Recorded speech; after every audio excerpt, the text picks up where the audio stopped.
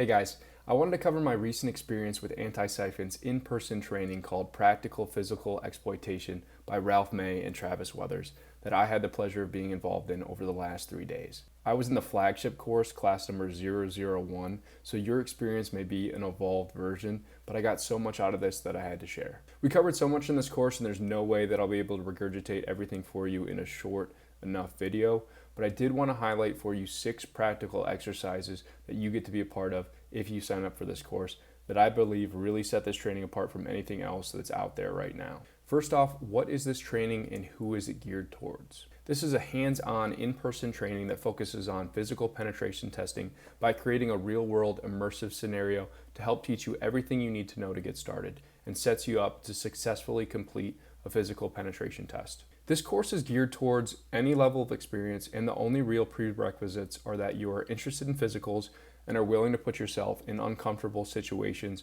to really absorb the course content. Touching on Ralph and Travis very quickly, the instructors for this course, they're both seasoned professionals with many physical penetration tests under their belt, and they did an awesome job of developing this course and boiling it down to relay their many years of experience into concise course content, even down to the pre-built toolkit with all the tools you need. From plug and play, long range badge readers to under the door tooling, it's all there and it's all prepared for you. The last point before we jump into an overview of the exercises, all you need in terms of documents and pre-work are provided for you and described for you. This includes your scoping documents, your statement of work, your kickoff calls and rules of engagement, your letter of authorization and reporting guidelines.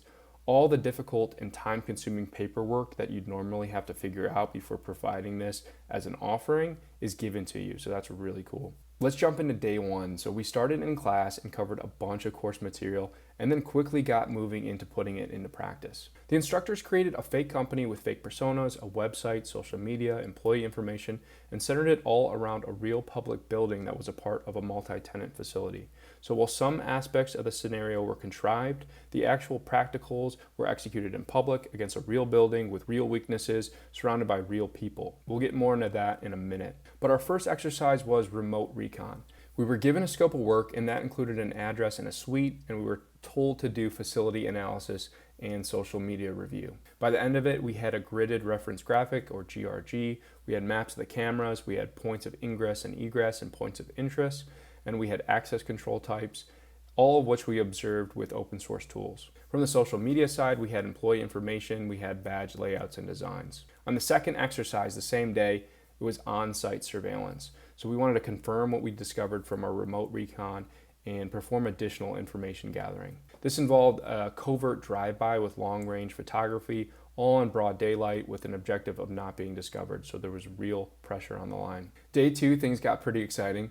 For the third practical, we started the day on an off-site location where we were told employees of our target company frequented for their morning coffee. This was a public location where the employees and normal customers were unaware of the op. Our goal here was to confirm that the badge layouts we discovered online were legit and that we'd get enough supporting evidence to create a close to exact replica. Where this got really exciting is that role players were hired to wear company badges and they randomly showed up on site where we were staked out. It was pretty nerve-wracking to try to get close and discreetly record video and photos of these people in a public setting without getting caught. Afterwards, we took the photos to create Photoshop replicas where we were shown a method for a field expedient way to print, apply, add some gloss to these replica badges to make them close to real as possible, or good enough is what we ended on. And then it didn't end there. The fourth practical came by lunchtime on that same day, where we were told that company employees tended to hang out in a specific location for lunch. We were given long-range badge reader setups in discrete carry bags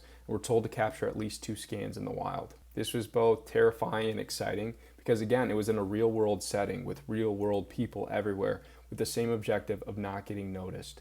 As part of course content, we covered protocols and Proxmark usage, so after we captured a few good reads, we took those and wrote them to our newly fabricated badges. And then wrapping up day 2, the final practical for the day was a simulation of a real kickoff call with the instructors to practice confirming the statement of work, key information of the upcoming engagement, as well as running through kickoff questions and the letter of authorization. It was great practice, and hearing the repetition of others going through the same process and the feedback from Travis and Ralph, it was very insightful. So day 3, this was the final practical exercise that we'd been working up to, and it was all piecing together. This is where we ran through the full engagement with the goal of ending in the facility breach and full compromise. For this day, all that we were told is where the employees like to get coffee before heading to work in a rough window of time, and then we had to use our scoping document or rules of engagement to go from there. So we had to stage plants, we had to get our badge readers ready, we had to attempt to covertly capture new badge IDs for the day,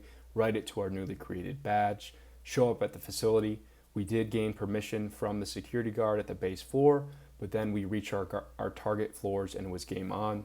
In order not to spoil anything for you guys, I'll just say we leveraged all the tools and techniques from the class to gain entry to the suite, multiple doors, sensitive information, and complete the objective that was defined in the statement of work. Very thrilling experience. It was definitely an adrenaline rush. It provided a real world scenario of an entire physical penetration test against a real building in a real setting. There was a real security guard on site on the main floor, real security controls in place to bypass, real people around. It was as close to a real world scenario as you could get without doing a real assessment. You can learn this stuff in theory, but until you practice it with the same nerves and pressure, you're not going to have the same confidence. A key takeaway for me here was how easy it was to actually perform the engagement once we had taken the appropriate steps.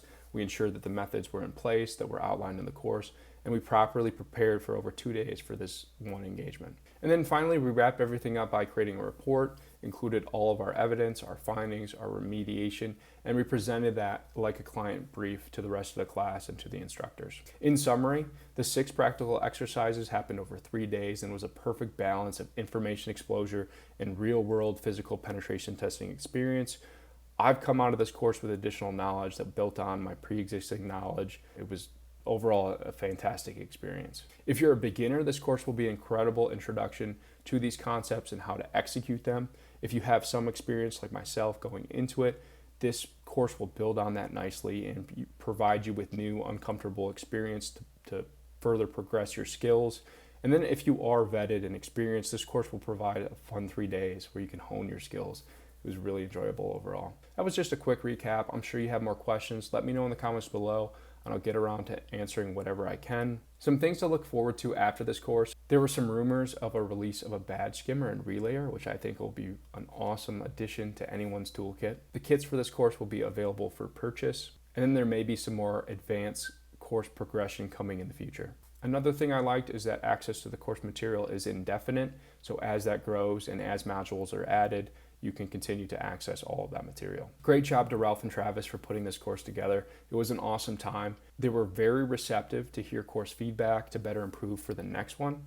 I'll throw a link to the course below if you're interested in checking it out. I'm not paid for this. This is just my experience. I really enjoyed it. I want other people to have this similar experience. I believe that this course and this practice and this certification and process is going to become the gold standard for this type of testing in the future. There's nothing else out there like this course quite like this that I'm aware of, and I would do it again in a heartbeat. So can't wait for them to continue to grow.